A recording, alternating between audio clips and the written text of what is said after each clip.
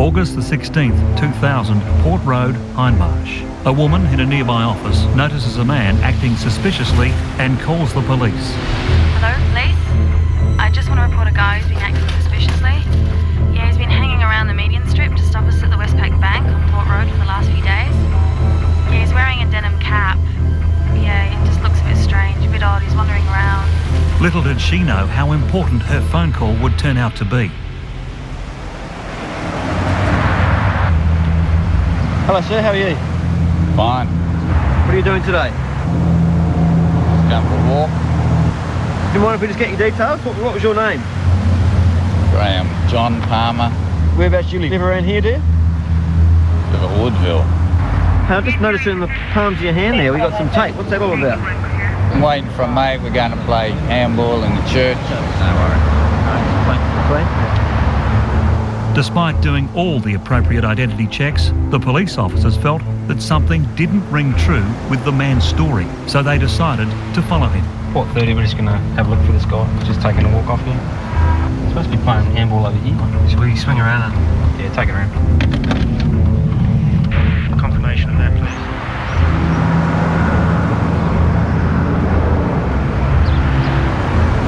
Now he's going this way. We need to do it over the church. Go around the corner. Where's he going down there? I reckon they come down the back. Yeah, we're on the back opposite.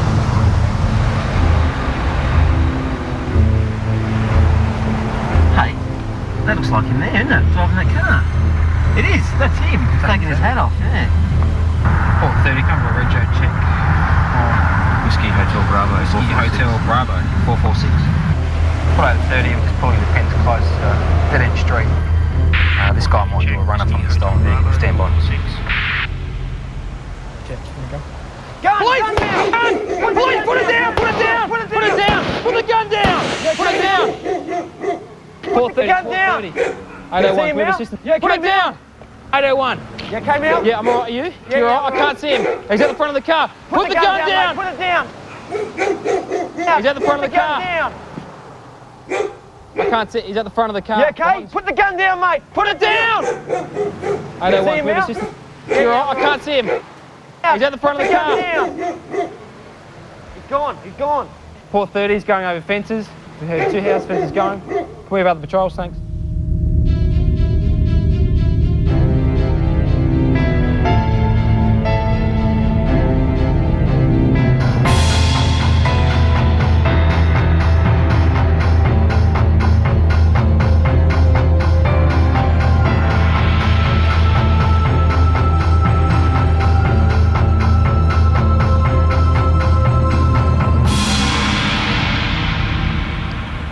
It started out as a routine police patrol on a winter's afternoon in Adelaide, but officers Desira and Razik unwittingly triggered a massive police operation that led deep into the criminal underworld, to a toddler's gravestone, to 25,000 post office boxes, forgery scams and armed hold-ups. An operation that began with their attempted murders and which pitted veteran detective Jack Kelso and his team against a man of many faces. The question is, who was that man? I received information that 2 police officers had been shot, and we attended down the Brompton area. I was part of the investigations group. The police officers who were involved in the shooting had returned fire, and we believed that they'd actually shot the offender. It could be reasonably assumed that he was, so to speak, casing the banks to commit an armed hold-up. When first questioned by police, the man said he was simply waiting to play handball with a friend at a nearby church. However, suspicious of the elastoplast taped to his hands, the officers decided to double back and follow him. They immediately observed the man walking back behind the Westpac Bank on Port Road, in the opposite direction to the church. And despite telling the officers he had walked to Port Road, they now spotted him driving a blue Nissan Pulsar, which had obviously been parked somewhere behind the bank. As he drove past them, the officers also noticed that although he had removed his denim cap, he was still wearing some sort of covering on top of his head. Police followed the man through Brompton until he turned into nearby Pens Close, a dead-end street. But as the police officers got out of their car, the man fired 2 shots, one at each officer. One of the officers returned fire, also firing 2 shots. Police were later to discover that one of their shots had indeed hit the man, or rather, a spray paint can concealed on his body. The bullet instantly ruptured the can, causing a plume of green paint to disperse into the air, splattering both the man and the back of the car with paint. We believe he was shot because there was blood at the scene. There was blood on the bullets that were found at the scene. And we think one shot probably hit the can and then rebounded into his body. Despite the offender fleeing, police were able to secure certain evidence from the crime scene. The stolen car, some items of clothing in the back seat, the punctured spray can and a leather key wallet. Unfortunately for police, the rest of the car interior was surprisingly spotless. When initially questioned by police on Port Road, the man gave his name as Graham John Palmer of Woodville. Police immediately began some intensive identity checks without success. Not surprisingly, it seemed Graham John Palmer didn't exist. However, as a result of finding the spray paint can here at the crime scene and other facts pertaining to the behaviour and the appearance of the offender, police believe they now had the first link in the chain towards establishing the identity of the offender. Until the actual shooting occurred, they were just armed robberies that had occurred. Police now had reason to believe that the suspect who had shot at 2 police officers was the same person wanted for questioning over a series of unsolved armed robberies committed across Adelaide from 1995 to 2000. The person responsible for these hold-ups would enter each bank and casually pull a stocking mask, which was tucked under his denim cap, over his face. He would then disable the bank's security cameras with spray paint to further conceal his identity before going up to a teller and demanding money. And because he'd actually sprayed the camera, when he turned around to walk out, he was pulling the stocking up and he was able to walk out, while most armed robbers actually run out. The hat, the stocking and the paint can is consistent with some hold-ups that we've done as well. Now this key wallet... Police found 4 keys in the leather wallet, which they took to the Locksmiths Guild for identification. One was the key for the stolen pulsar used at the shooting. Another key was identified as belonging to an unknown Honda vehicle. The third key was a standard screen door key. And the fourth key was identified as a post office box key. One of those keys would actually be the key that would actually open the Pandora's box and lead us down the right track to actually locate the person who was responsible for the shooting. Unfortunately, while the post office box key had a serial number, police were unable to match that number to any specific post office box. So investigators had to draw up a matrix of all post office boxes across Adelaide for cross-checking. What we may have to do is do a manual search and go through every post office box we've got here in South Australia. A team of 8 detectives working in pairs were assigned the task of manually trying the key in those post office boxes, hoping that something, anything, would turn up amongst the 100,000 post office boxes registered in South Australia.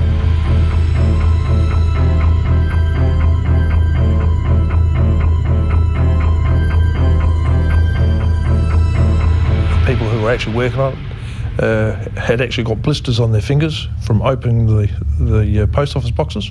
As you know, when you're trying to turn a key in a keyhole that doesn't work, you're basically getting a bit of almost RSI. You're getting calluses on your hands from turning the key and the lock. And it's a bit of a monotonous job as well, very repetitious. With not much success after 7 days, it does start to take a toll. Police had checked 44 post offices and tried the key in almost 25,000 post office boxes across Adelaide without success. Time was slipping away and Detective Kelso and his team had to decide if they were going to search all 100,000 post office boxes right across South Australia or face the possibility that perhaps the key didn't belong to a South Australian post office box. People were getting frustrated. I asked them, look, we'll just continue along this line just for a bit longer. But on the 15th day of the investigation, police finally got their breakthrough. I got a phone call from young Detective Fitzgerald. Trace? And he said to me, Jack, you won't believe this. We've actually opened the box with a key. It was tough and tedious work, but after trying the key in almost 25,000 post office boxes right across Adelaide, police finally got their breakthrough here when the key opened this box, number 68, at the Findon Post Office. We'd open it up, trying all the post office boxes, probably about 3/4 of the way through, and put the key in and turn the key and it's open. We were aware that there were a number of forensic evidence that could be on the letters and the like, so we decided to preserve the scene and call the investigators down. Detectives Kelso and Murphy immediately attended down at the Findon Post Office and found 2 letters in box 68 addressed to a Warren George Alton. Police now had their second link in the chain towards establishing the gunman's identity.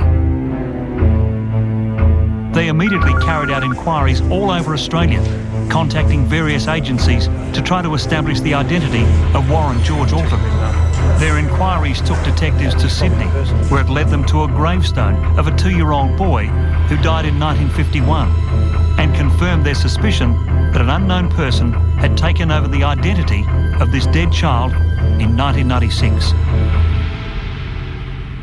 Pretty early on we knew that the name was false, the address was false, but in every lie there's a bit of truth, so it was a matter of going through each part separately and seeing if we could identify what part was the actual truth. While police were able to establish that the person using the name Warren George Alton had a South Australian driver's licence, a South Australian gun licence and even a passport, they were having trouble putting a face to the false name. This person was elusive and he's obviously been living a second life using different identities and things like that. So, and he's probably a person who just fades into the background. Unfortunately, the technology of the day didn't record any of these photographs in a digital store as they do now. So police were still left without a definitive photograph of the gunman they were looking for. We established that Alton had a passport, and we contacted Foreign Affairs and blocked him leaving Australia in case he left Australia under the name of Alton. Once we'd had a look at his passport and his false name and his ability to get false documentation, I thought we'd lost him. Further inquiries into the name of Alton led us to a bank at Burnside, and there we ascertained video footage of a person by the name of Alton doing transactions in that bank. And we ascertained that he'd put cheques and different things in there, so we obtained those cheques and had him fingerprinted. The way that he had covered up his identity, we're always aware that if we made one mistake, he could skip the country and we'd never ever see him again. Police were aware that the man they were hunting was a very meticulous person who was extremely careful in the way he covered up his tracks. The fact that he had seemed to disappear after the shooting made police suspect that he had criminal contacts, which would also explain how he was able to meld into the background after each armed robbery. From their inquiries, police had now established that Palmer didn't exist and Alton was dead. So who was this person they were looking for?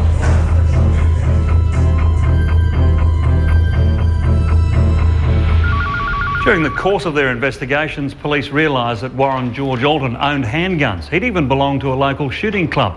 Detectives then assumed it was possible that Alton might have tried to get rid of his guns through the classified section of the newspaper. During their search, police instead came across a classified ad placed by a person who had sold a car under the name of Alton. On obtaining the registration number from the classified ad, I did a check, and the registration number of the vehicle came out to a person called Harry Richard Nylander. I then did a criminal check of Harry Richard Nylander, and I established that he had a previous for armed robbery. Looking at his description fitted the person we were looking for, and it looked like we could be closing in on the person who was responsible for the shooting of the 2 police officers. Who was Harry Richard Nylander? Police records confirmed that he had originally come from Melbourne and had an extensive criminal history dating back to 1970. He had been involved in several armed robberies over the years, which were consistent with the MO of the bank hold-ups which had occurred in South Australia between December 1995 and May 2000. In that initial 6 weeks of the investigation, we were running around looking for an unknown person. The chain was now complete. Palmer equals Alton, and Alton equals Nylander. When I first found the name Nylander, I was concerned that this would also lead to a dead end. But as inquiries continued and we obtained more and more information, it was obvious that Nylander was the person who had shot at the police. And if his gun hadn't jammed, I believe that those 2 police officers would receive serious wounds. He sold a vehicle, he sold it in his old name, and we cross-matched that to the false name that we'd established from the post office box, and that was a match. And from that we got a fingerprint from the bank, and that matched right in and identified who he actually was. During the investigation, police discovered Alton owned a mobile phone which was monitored for a few weeks without success.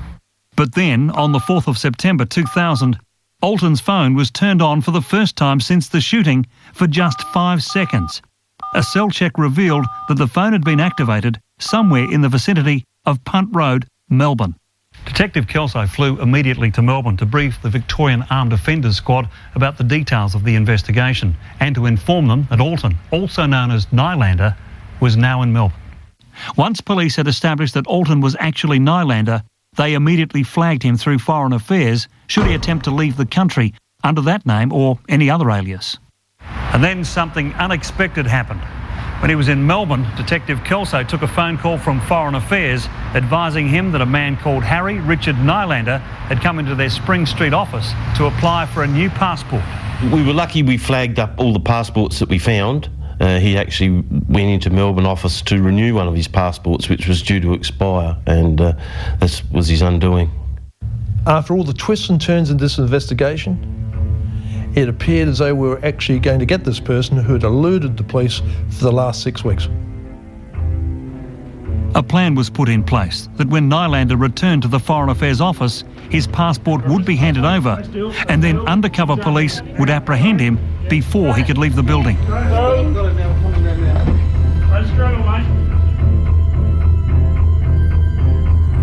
This was a carefully planned joint operation run by South Australia Police in conjunction with the Victoria Police. Nylander was extradited back to South Australia by Detective Senior Sergeant Kelso and Detective Murphy.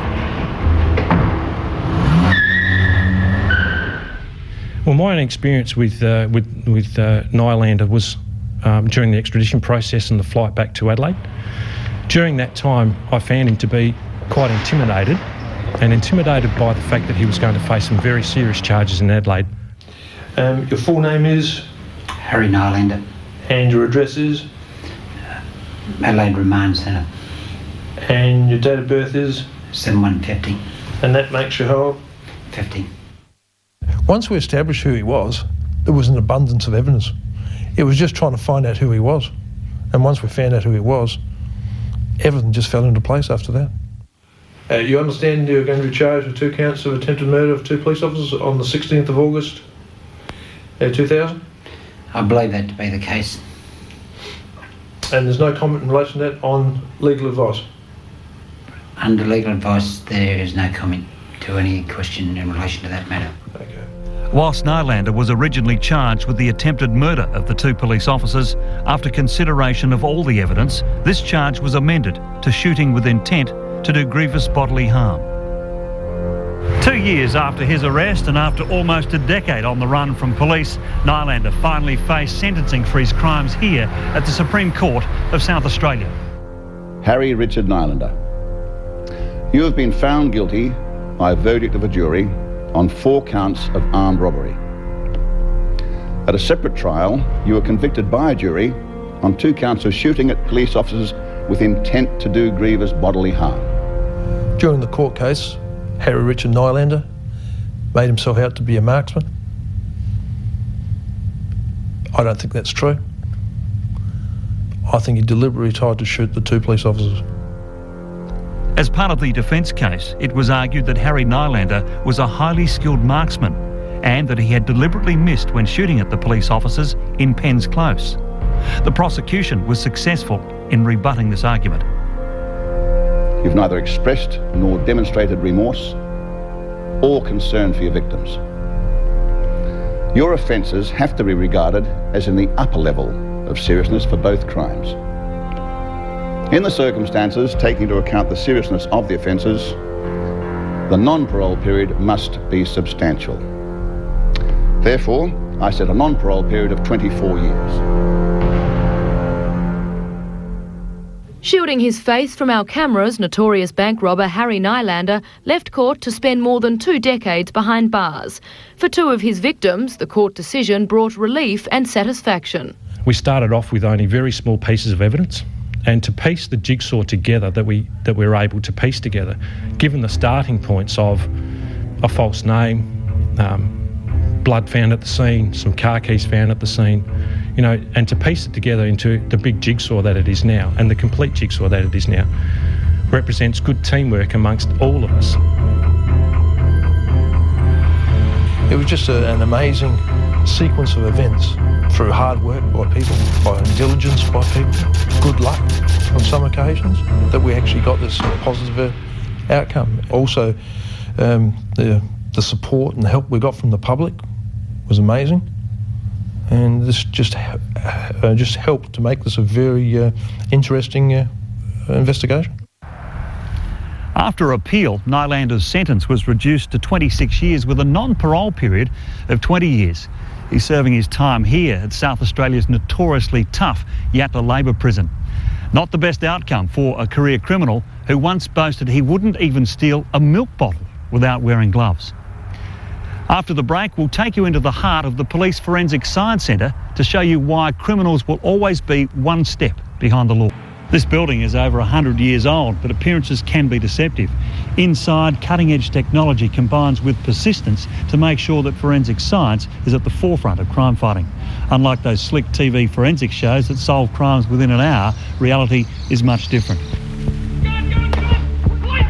Forensic ballistics can play an extremely important part in a major investigation, because we can fill the gaps in maybe some of the evidence that is put forward. The communication is very, very important between investigating members, plus between the forensic team itself.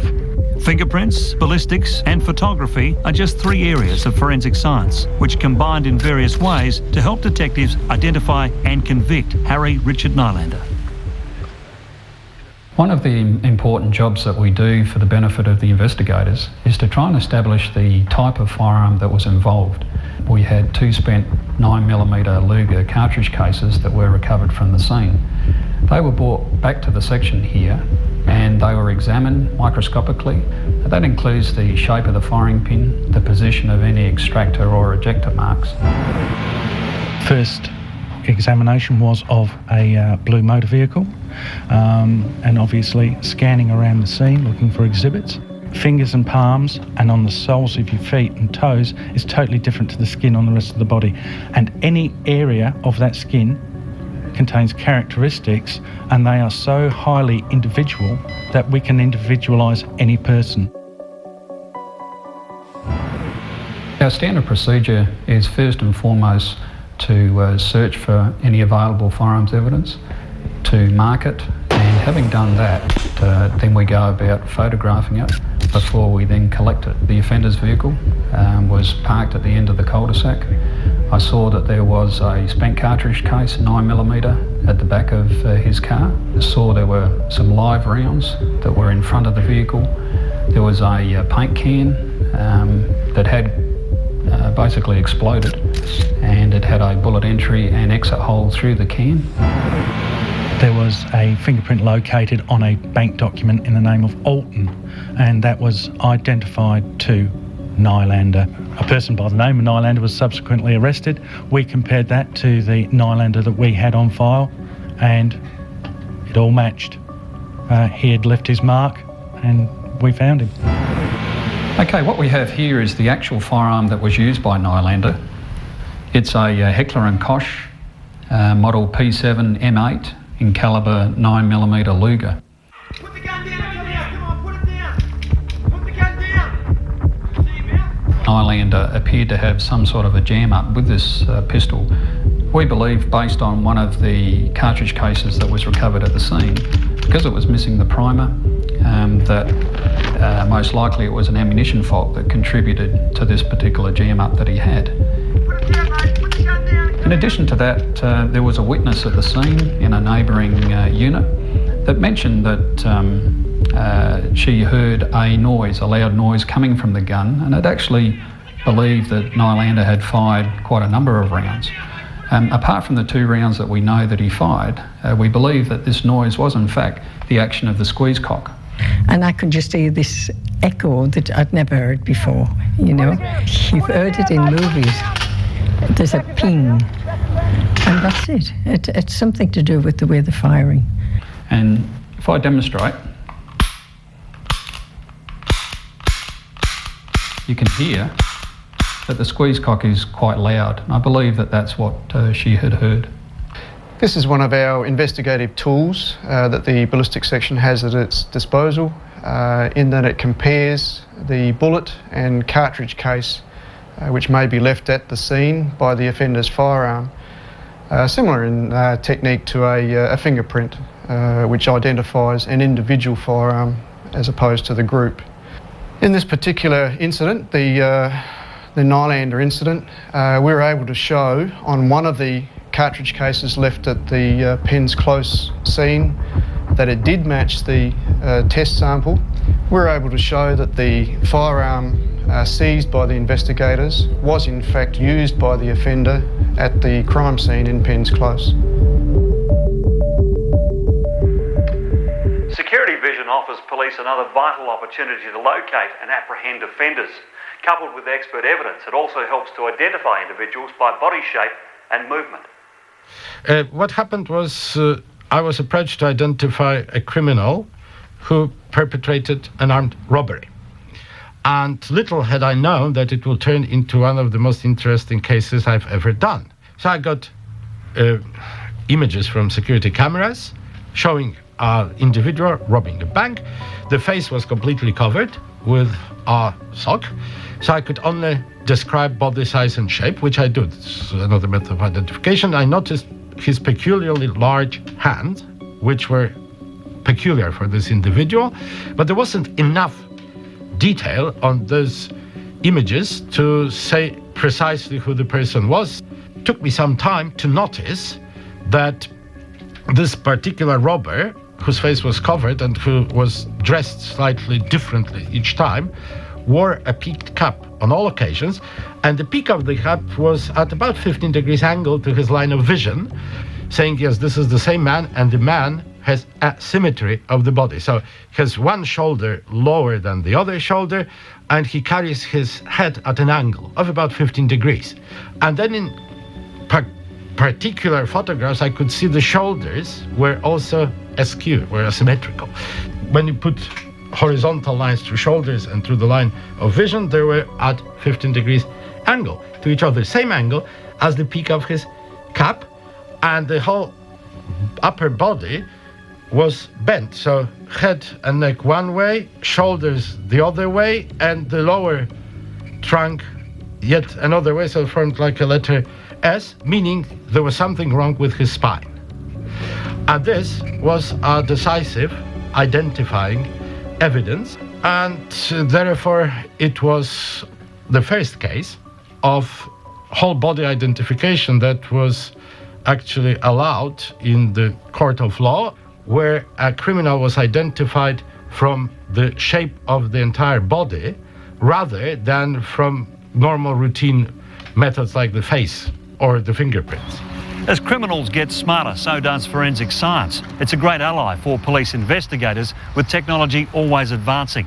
But as the Nylander case proves, no matter how careful a criminal is, the chances of leaving behind a microscopic clue and getting caught are high. However, the best weapon police have is the public's help, and they urgently need it to help solve the following shocking murder. Victor Harbour, it's a very popular tourist destination and retirement area. It's quiet, it's safe. The last place anyone would think a brutal crime would occur. But for Bernardette Liston, who lived here with her female partner and who was savagely murdered in her own home in broad daylight, it was anything but safe. Peanut butter or Vegemite? Well, she was attacked viciously in her own home in the morning of Friday the 25th of October 2002. Actually, can I Vegemite? It was a normal day, just like any other day. Are you running late? What's the time? Oh, you better hurry. I'm cleaning my teeth. Okay. She's got breakfast for her two children, Jennifer and Rebecca. Rebecca was of a young age, only 4 years older at that stage, and Jennifer was 12, getting ready for school. Yeah, we just had a basic, normal relationship. From all accounts, she was just a very lovely person, dedicated to her children. What time are you going? Oh, soon. When do you think you'll be back? Probably mid-afternoon. Okay. See you, give us a kiss. Have a good day. Yeah, you See you, too. Jen. Bye. Have you got your lunch? Was a very caring person. Funny, loved her family. Her family were her priority. Her kids, her friends. She was just a lovely person. Forgot your jumper. Yeah. See ya. Have a good day. She'd lose her head if it wasn't screwed on. And Frankie and Rebecca left the home at about 9:15, 9:30. They were going to travel to Manapara, where Frankie visits the graves of some of her family. You ready? See you later, Bernardette. See ya. Initially, I thought that I left there around about 9 o'clock, but I've now been told from, other movements of people that it was probably earlier than then.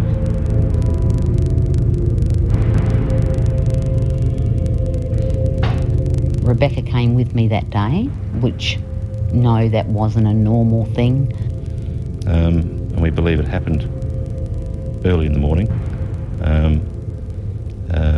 And then her ex-partner's wife came over to the house at about 3:30 that afternoon to pick up Jennifer for an access visit. Found the house, the front door was closed but not locked. Bernardette. Hello? Bernardette? Anybody home? Bernardette? She called out for Bernardette and no one answered. She entered the house and looked around for Bernardette and only presumed then that she may have walked down the road to meet Jennifer coming home from school.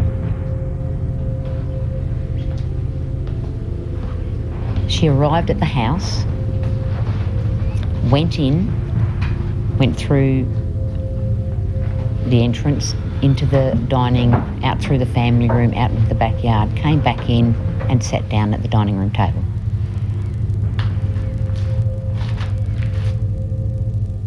She didn't go to the other side of the house.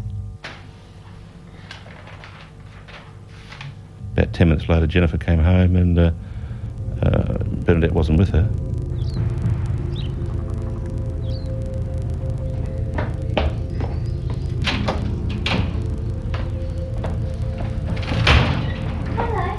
Hello.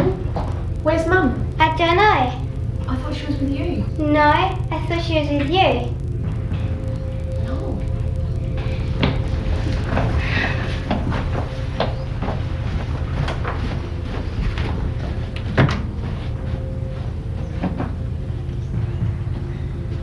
Mum? Mum? Mum? So Jennifer had a look through the house and found her mother on the office floor. Mum? Mum? Mum! Mum! She'd been brutally bashed. She'd also been shot a number of times and stabbed. There was no other part of the house was searched, or things taken. So as I say, we feel it was someone that she knew. Hello? Police emergency. Hello? Yes. Okay, calm down. What is your location? Help. There's been a murder. The phone rang, the mobile phone rang again, and it was Leah. And she just asked where I was. I told her that I was about 10 or 15 minutes from Victor. And she just said, you need to come home, something bad's happened. I think that was her words, I can't remember exactly. Police emergency. There's been a murder. Okay, I need you to calm down. Her name's Bernardette. Okay, calm down. Tell me what's happened. There's blood everywhere. Okay, are you safe? Turned into our street and saw police and ambulance.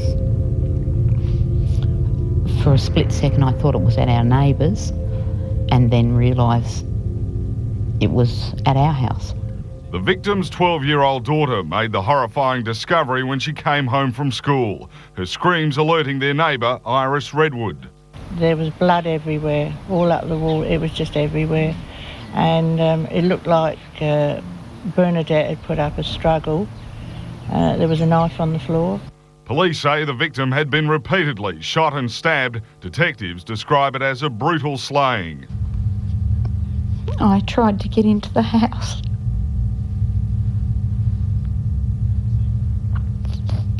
And was stopped. I was pretty upset, and I didn't even know that Bernardette wasn't alive. Frankie, no, sorry, she can't come inside. Frankie, what's happened? Calm down. Bernardette's dead. Frankie, Bernardette's dead.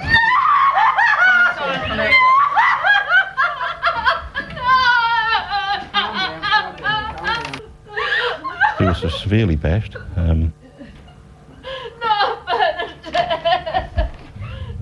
A couple of items, mainly a mobile phone and a small purse, have not been located.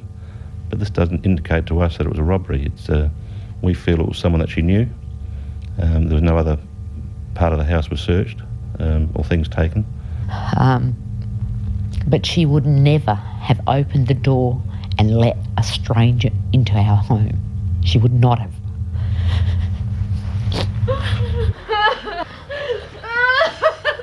We don't believe it was premeditated, but as you say, they've gone there prepared. It wasn't a robbery in any shape or form. There was too much there. The only thing that they took was a mobile phone.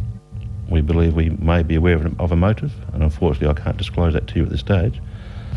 No one's been arrested. I don't have answers for those children. I don't have answers for myself. I live with emotional and psychological turmoil every day. We'll be looking for any help at all from the public, anyone else that might know something about Bernardette Liston, her associates, her friends, or anything at all, how remote it may seem to them. We would like them to ring Bank SA Crime Stoppers and pass that information on to us. Bernardette Liston's murder was savage and sustained, but there was no sign of forced entry into her home. Another strong indicator that she knew her killer. Do you know who murdered Bernardette Liston?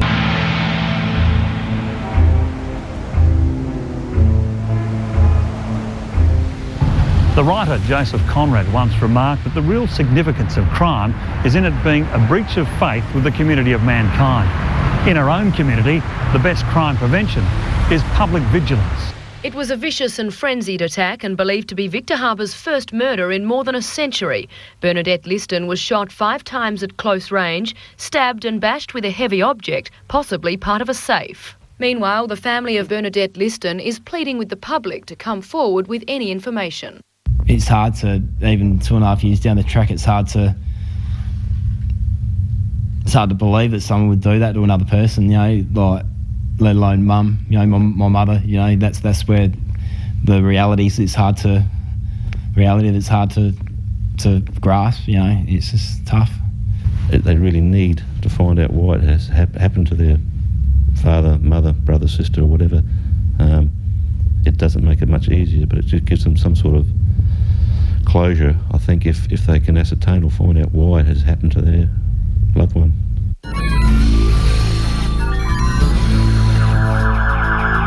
Well, Bank SA Crime Stoppers is a very important program for us. It's a really direct link for us with the community. It's the opportunity for the community to tell us the things that they see or they hear or that they know about. It's the opportunity for them to be involved in crime reduction. The police have said that that they believe it was someone who knew mum. So if anyone is suspicious of anyone, it doesn't matter who it is if you don't feel bad about coming forward and saying something, because we need to get an answer. Once again, just to provide us with any information they may have, even if they think it means nothing, we can decide on whether it means nothing or not. Just to, by all means, just ring Bank SA Crime Stoppers and let us know. They probably have no understanding that what they know or what they heard might be very important, because they can't see the big picture that we may know, and perhaps think, oh, well, that's of no use, I won't bother. Another salient point might be that Bank SA Crime Stoppers program pays a reward for information that provides us with good intelligence or provides us with the vital link that solves a problem and results in an offender being apprehended, and therefore a whole range of other crimes being prevented. Just any little bit of information would be very handy to the police. They really want to find who did this, and I think society would be a safer place with this person locked up. People can actually provide their information in confidence. That information we will, as much as we possibly can, hold in confidence, and that's one of the advantages of this program, that they can ring up and just tell us what they know without giving their name. If you have any information on the Liston murder or any other unsolved crimes, call Bank SA Crime Stoppers on 1800 333 000. Remember, any information, no matter how insignificant, may prove to be the missing piece of the puzzle that police need to solve these crimes. I'm John Riddell. Until the next SA Police File, good night.